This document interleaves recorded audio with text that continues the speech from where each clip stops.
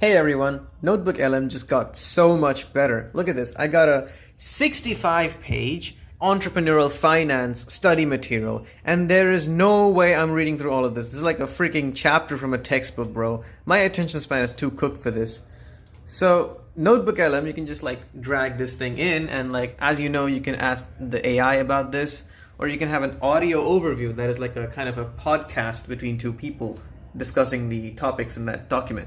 But now what you can do is, once you go into AI overview, there are two options. There's one for interactive mode and there's one for play. We have already have discovered play before. I mean, we always had that access to play. But this right here is something new. This allows you to listen to them and at the same time ask them questions if you have any doubts in between, or if you want to participate in the discussion like a podcast guest. That is absolutely insane. Like, let's take a look at this, all right? Welcome back to the deep dive. Today we are staring down one of the most consequential and frankly intimidating documents in the startup world. The term sheet. It really is. This is that piece of paper that formalizes the whole deal from an investor. It dictates everything from who gets paid to who's actually running the company. And that intimidation, it's completely understandable because the stakes are just enormous. Simple. Oh, hey, I think our listeners got something to say. Why would the startup founders and venture capitalists even go against each other? That's my question.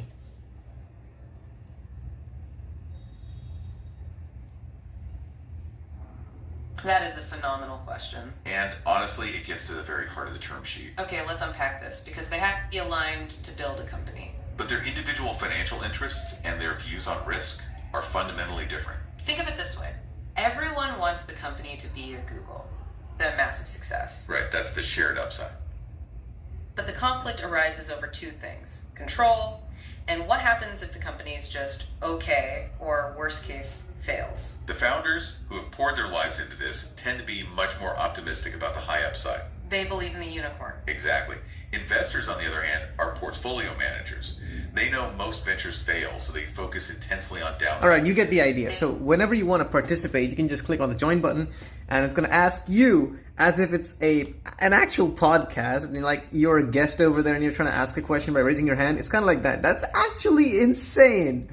Like, you can get into their discussion and get an answer out of them instead of reading the AI response, which is also pretty fine, honestly. But this is next level.